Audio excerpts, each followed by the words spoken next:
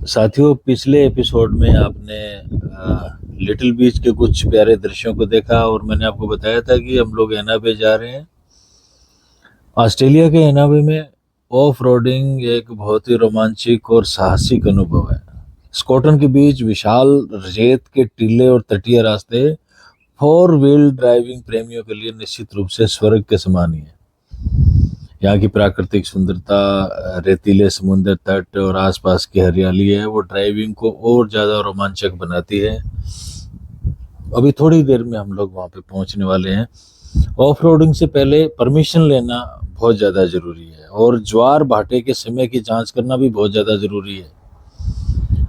आपको आश्चर्य होगा कि अभी इस हरे भरे इलाके के बाद में अचानक ही जब रेत आ जाएगी तो वास्तव में मेरी तो ये इमेज से बाहर है कि कहाँ ऐसी अचानक ही रेत आ जाती है। देखिए आप, ये आ गई रेत। अभी यहाँ से स्टार्ट होता है एना बे का इलाका और देखो कितनी ये रेतीली जगह है, ये उबड़ खाबड़ जगह है। और जितने भी ये व्हीकल्स आए हुए हैं सब ऑफ रोडिंग के लिए आए हुए हैं। कुछ लोगों ने कुछ कैंपिंग के लिए भी यहाँ पे मेरे ख्याल से आए होंगे। और देखो ये रेत मेरी इमेज से बिल्कुल बाहर की बात है। ऐसे अपन सूरतगढ़ में और इधर जैसलमेर में जाते हैं ना, वैसे रास्ते हैं आप ये देखो। और लगभग सारे व्हीकल यहाँ पे 4x4 ही है। और मैं तो कम से कम ये इस बात की कल्पना ही नहीं कर सकता कि ऑस्ट्रेलिया में ऐसी रेत जैसी जैसलमेर में होती है। हमारे यहाँ सूरतगढ़ के पास भी ऐसे टीले हैं। और इससे भी ज्यादा रोमांचकारी बात यह है कि इस विशाल रेत के टीलों के बाद अचानक ही समुद्र तट आ जाना, समुद्र का दिखाई दे जाना, ये तो वाकई में मेरी कल्पना से बाहर की बात है। मैंने कभी नहीं सोचा था। रेत तो हमारे लिए कोई ज्यादा नया अनुभव है ही नहीं, लेकिन ऑस्ट्रेलिया में रेत को देख करके वाकई में मुझे बहुत ज्यादा ऐसे अचंभा सा हुआ है। और अभी आप देखो, इससे भी बड़ा अचंभा ये है कि रेत के बाद में अचानक ही समुद्र तट, पलक झपकते ही आप देखो ये आ गया समुद्र तट। है ना कमाल।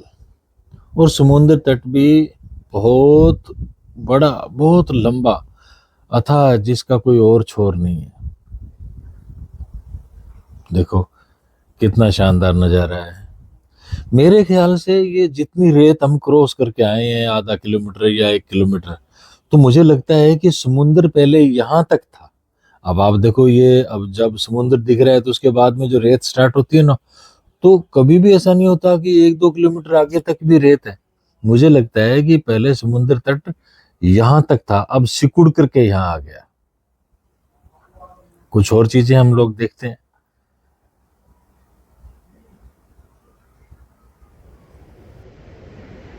कोस्टल एरिया में या सी साइड में यही प्रॉब्लम है कि हवाएं बहुत तेज चलती है। आगे पहले से बाल बहुत कम है, 2 4 5 10 बाल है, ये भी जब उड़ जाते हैं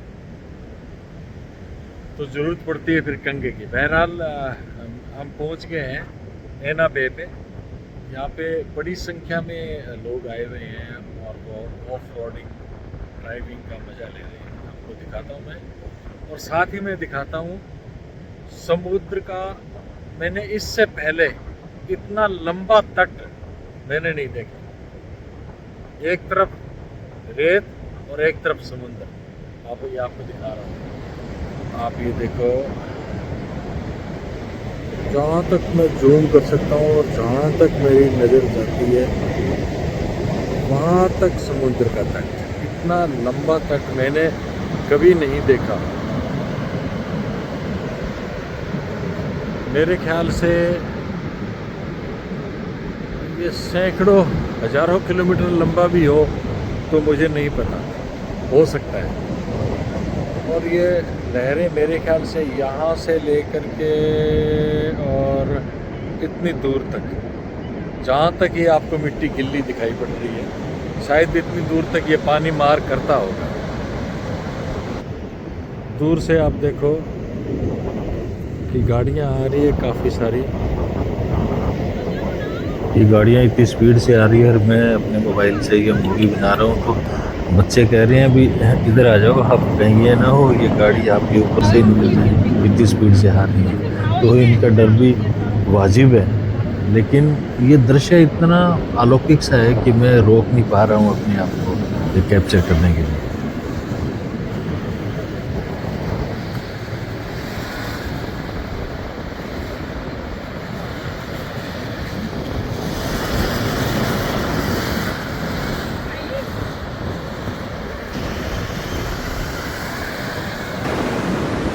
पूरे इलाके का एक एक्चुअल व्यू देखने के लिए छोटा सा एक ड्रोन व्यू का हम शॉट ले लेते हैं, जिसमें आपको मालूम पड़ेगा कि वाकई में ये जगह बहुत विशाल है। और मैं आपको बताना चाहता हूँ कि दुनिया के सबसे बड़े रेत के टीले स्कॉटलैंड सैंड ड्यून्स, इसके लिए ये इलाका मशहूर है। यहाँ की ऑफ रोडिंग वाकई में ऐसा रोमांच है कि जो सांस रोक देती है। मैं या फिर हम लोग कितनी ऑफ रोडिंग करते हैं बिल्कुल समुंदर तट के किनारे किनारे, जहाँ पे वाकई में कोई भी खतरा नहीं है, कोई भी चला सकता है, वहाँ वहीं पर ही मैंने चलाया। लेकिन जो चलाने वाले लोग हैं ना, वो रेत के पूरे टीलों पे चला देते हैं, वहाँ से फिर एकदम इतनी स्पीड से नीचे आते हैं कि मैं कहता हूँ सांस रुक जाती है। अब ये जो चल रही है गाड़ियाँ, इसको चलाने में कोई दिक्कत नहीं है, मैं भी चला सकता हूँ और मैंने चलाई है, आगे आप देखेंगे।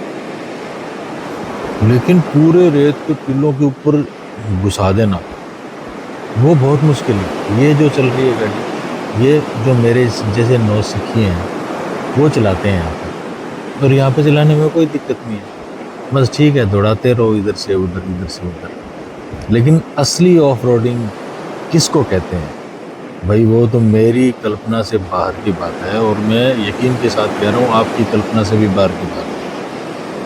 बहुत खतरनाक होती है, फंस जाती है गाड़ियाँ, कई बार यहाँ नेटवर्क काम नहीं करता। जिस तरह से आप ये देखो, ये जिस तरह से चल रहा है ना, ये खतरों से खेलने वाला काम है। लेकिन भाई जिनको रोमांच पसंद है, जो आते ही यहाँ पे रोमांच का मज़ा लेने के लिए, वो करते हैं। और जैसे ये जो गाड़ी देख रहे हैं ना, ये मेरे जैसे हैं, ऐसे ही छोटा मोटा छूछा छोटा मोटा लुत्फ़ ले लिया, बस एक मेमोरी के लिए भी हम यहाँ पे आए हैं।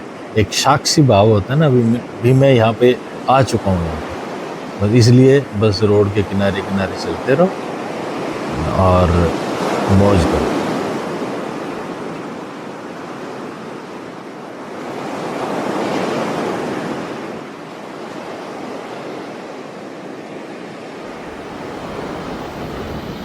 तो जिस तरह से करेले को देख के रंग बदलता है ना, तो उस तरह से अभी मैं भी थोड़ा बहुत ऐसे चलाने की कोशिश कर रहा हूँ। हालांकि मुझे थोड़ा सा डर भी लग रहा है कि कहीं गाड़ी पर से भाई ऐसे बिना मतलब की ब्यादी हो जाए। लेकिन गाड़ी के पीछे RJ13 लिखा हुआ है, तो आप समझ सकते हैं कि RJ13 का नाम है, वो तो ऊंचा रखना ही पड़ेगा। मैं भी खरामा कोशिश कर रहा हूँ। हालांकि 4x4 है, फंसनी तो नहीं चाहिए, लेकिन जब मैं चला रहा था तब मुझे वाकई में थोड़ा बहुत लग ही रहा था कि कहीं कोई दिक्कत ना हो जाए। लेकिन एक बात कहूँ, मज़ा बहुत आ रहा है।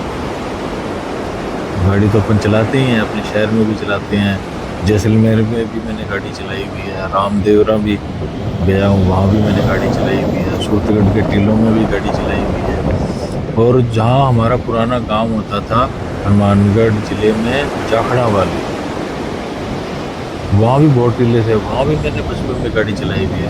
वहाँ का एक अलग एक अनुभव है ना, तो कुछ ये भी लगता है ना अभी प्रदेश में है और यहाँ हम चला रहे हैं, तो ये भी बात है। कुल मिला के यहाँ आकर के बहुत अच्छा लगा, एक शानदार अनुभव था।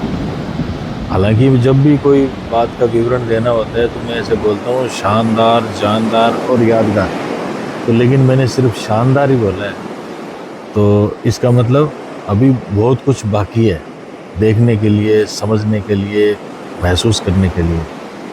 लेकिन इतना बड़ा समुद्र तट मैंने कभी नहीं देखा, और समुद्र तट पे इतने बड़े टीले तो कल्पना से बाहर की बात है। ये महसूस करना, देखना अपनी आंखों से, फिर विवरण देना वाकई में मुश्किल है। वोकैबुलरी चाहे आपकी कितनी भी बड़ी हो, लेकिन मुश्किल है, मुश्किल है।